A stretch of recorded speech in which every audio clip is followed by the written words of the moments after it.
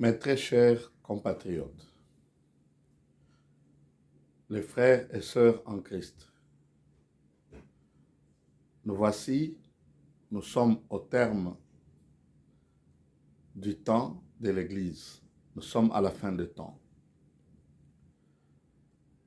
Le temps que Dieu a imparti pour l'Église touche à sa fin. Les événements mondiaux et ce qui se passe dans les églises et partout au monde nous justifient que nous sommes à la fin et le retour de Jésus-Christ est proche. L'avènement du Christ viendra lorsque les hommes créeront paix et sûreté sur la terre, lorsque l'iniquité va prendre son plein, lorsque les humains s'y attendront le moins. Le jour du Seigneur nous surprendra. Ça sera comme le jour de Noé. Personne ne se souciait de rien. On s'est marié, on faisait des fêtes, on s'enivrait, les gens voyageaient, les gens faisaient n'importe quoi. Et ceux qui priaient, priaient. Jusqu'au jour où Noé ferma la porte de l'arche et la pluie a commencé à tomber. Je vous interpelle tous. J'ai un problème d'ordre personnel. J'aimerais que les gens de bonne volonté puissent m'aider à faire des prières et à jouer l'intermédiaire s'il le faut. Mais nous savons que chacun de nous doit se préparer pour l'enlèvement. Il y a des troubles dans notre pays. Il y a du désordre. La loi n'est pas respectée. Beaucoup de gens usent de leur autorité pour faire ce qu'ils veulent. Écoutez, ceux qui ont de l'argent ont toujours besoin de l'argent et ils en auront toujours. Et ils empêcheront toujours à ceux qui n'en auront pas d'en avoir. Mais ici, je le dis du fond de mon cœur à tous ceux-là qui me connaissent, ceux-là qui ont déjà fait du mal contre moi, partout où ils se trouvent en ce moment, je vous le dis, je vous pardonne. Et j'aimerais que Dieu vous pardonne aussi parce qu'il est miséricordieux. Il y a des gens qui ont escroqué mon argent, ils m'insultent, ils me calomnient, sont en train de me tendre des pièges, ils veulent que je puisse continuer à souffrir, ils me menacent de me mettre en prison, de m'ôter la vie, tout ça. Il y en a d'autres, ils m'appellent même, ils m'envoient des messages. Mais tous ces gens-là, moi, je les pardonne. D'autres ont confisqué mes biens, mes véhicules. Ils ont volé mon argent. Sachez que vous n'avez même pas besoin de m'appeler. Je vous pardonne de tout mon cœur. Mais il faudrait que vous sachiez une chose. Dieu a dit, il aime miséricorde, il veut la miséricorde. Mais il dit aussi, à moi la vengeance, à moi la rétribution. Tout ce que vous voulez que les humains fassent pour vous, faites de même pour eux. Ici, le problème que j'ai, c'est en ce qui concerne celui qui m'avait envoyé de l'argent pour que j'achète sa moissonneuse. Je l'ai acheté, je l'ai, mais ça fait 5 ans. Il ne m'envoie pas de l'argent pour que je puisse affréter sa moissonneuse et que je l'envoie. Mais mes véhicules ont été saisis illégalement. Que celui-là qui va comprendre ce que je dis, qu'il puisse me venir en aide. J'aimerais j'aimerais que je puisse être rétabli dans mes droits. Nous devons montrer l'exemple. Nous sommes des leaders de l'Église. Il y a d'autres qui sont des leaders politiques. Il y a d'autres qui sont des leaders, ils sont riches ou ils occupent une fonction ou une autre fonction. Moi, j'aimerais que c'est demander à quiconque peut me venir en aide, qu'il prie pour moi, pour que je sois rétabli dans mon droit, dans mes droits de recouvrir mes véhicules et que je sois aussi libre de partir au Congo. Là, c'est chez nous. Il y a des gens qui me menacent, qui ne veulent pas que je puisse aller au Congo. Il y en a d'autres qui me tendent des pièges. Pourtant, c'est le pays de mes ancêtres. C'est le pays que j'aime beaucoup. Oui, j'aime le monde entier, mais j'aime plus le Congo. C'est mon pays. C'est là que je suis né, c'est là que j'ai grandi. Mes parents, mes ancêtres, mes arrière-grands-parents et tous sont nés au Congo, ils ont grandi au Congo, ils ont servi notre pays. Mais que celui-là qui croit que j'ai son argent, je sais bien, au lieu d'aller le dire ailleurs, appelez seulement ou bien envoyer un message. Parce que moi, je ne me rappelle pas avoir une dette de quelqu'un. Je ne me rappelle pas. Mais à tous ceux-là que j'avais fait des promesses, j'ai déjà retiré mes paroles. Parce que je ne peux pas promettre à quelqu'un de lui donner quelque chose et que lui, il attend que moi, je commence à le chercher pour lui donner la chose que je lui avais promis. Ça, je ne le ferai pas. Si je vous ai promis et que vous avez besoin de ce que je vous ai promis, vous m'appelez, vous avez mon numéro. Je vais vous donner ce que je vous ai promis. Je le dis du fond de mon cœur. Je suis passé par plusieurs églises. J'ai rencontré beaucoup de gens. D'autres, je les ai même oubliés. Si je vous ai promis quelque chose et que vous en avez toujours besoin, appelez-moi. Je vous donne tout un mois de m'appeler, puis je vais réaliser ce que je vous ai promis. Je l'ai fait volontairement parce que j'ai voulu le faire et je veux le faire. Maintenant, où vous négligez, vous ne voulez pas, je ne peux pas vous suivre derrière pour vous aider. Vous êtes dans les besoins, je vous promets une aide, et puis vous vous éclipsez. Non. Et celui-là qui croit sincèrement que j'ai son argent, ou j'ai ses biens, ou j'ai pris que quoi que ce soit chez lui, que je n'ai pas retourné, partout où vous êtes, s'il vous plaît,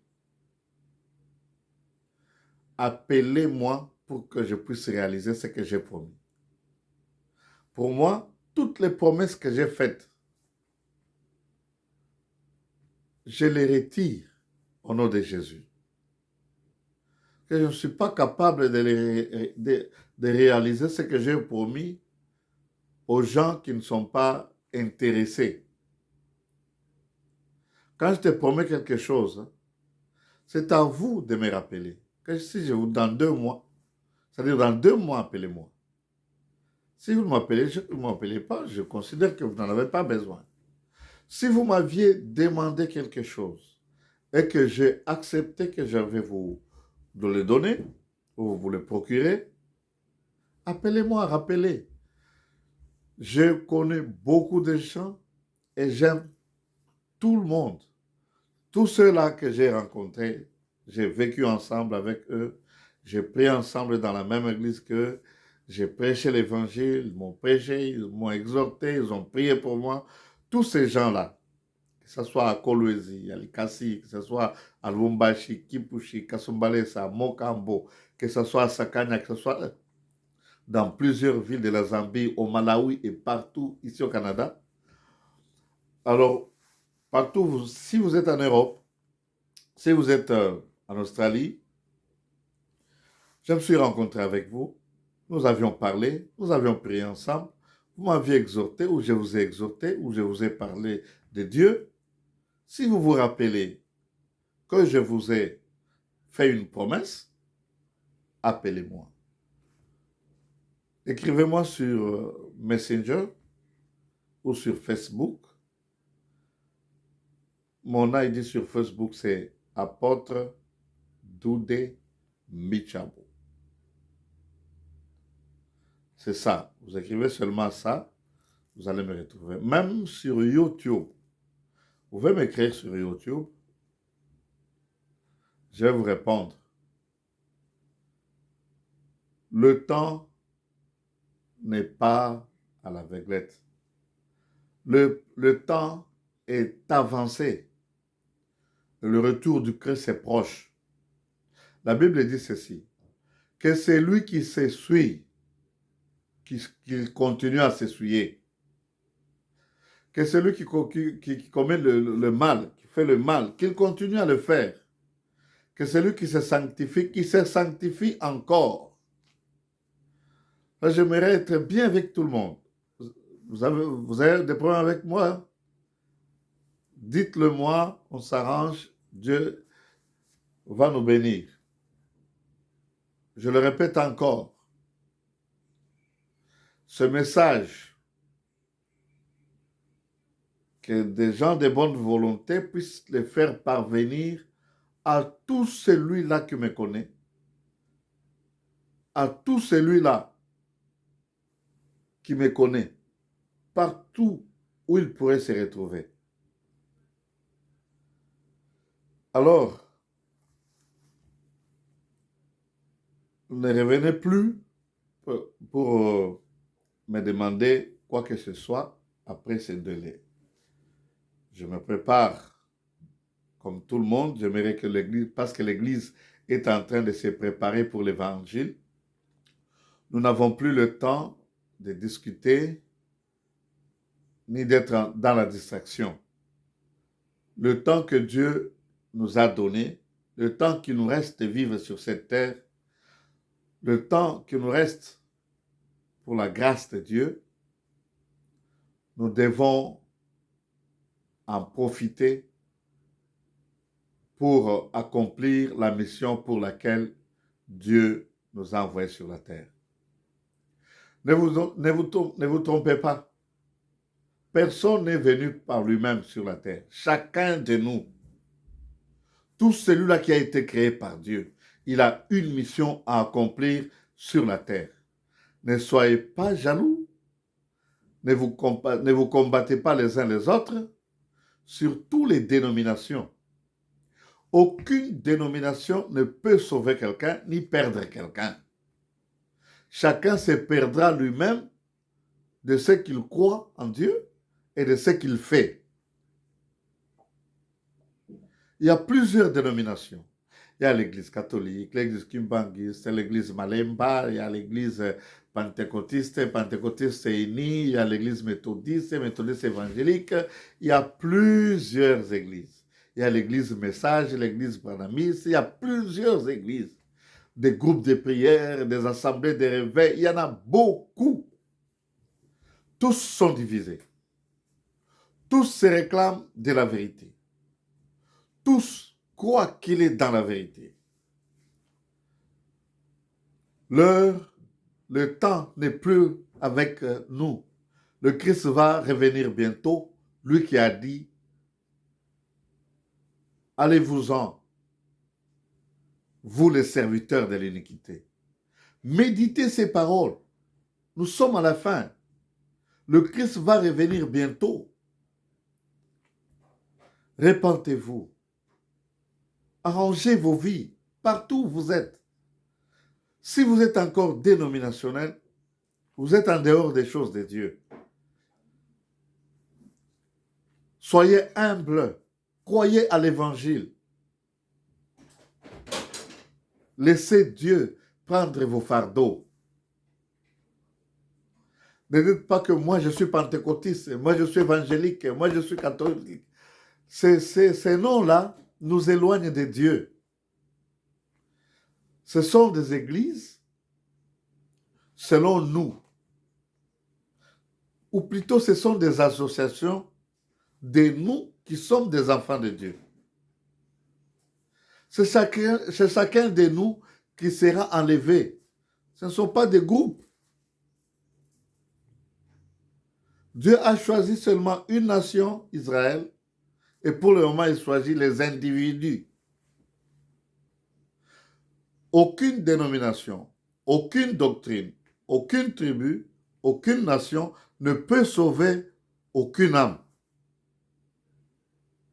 Nous sommes sauvés parce que Jésus-Christ, parce que le Fils de Dieu était mort sur la croix. Il a donné sa vie pour que nous puissions avoir la vie et que nous puissions l'avoir en abondance. Que Dieu vous bénisse. Partagez ce message, envoyez-le à tous ceux-là que vous voulez, afin que personne ne puisse dire que je n'ai jamais entendu ces choses. C'est ici le temps où il faut croire à l'évangile, se repentir et se préparer pour l'enlèvement.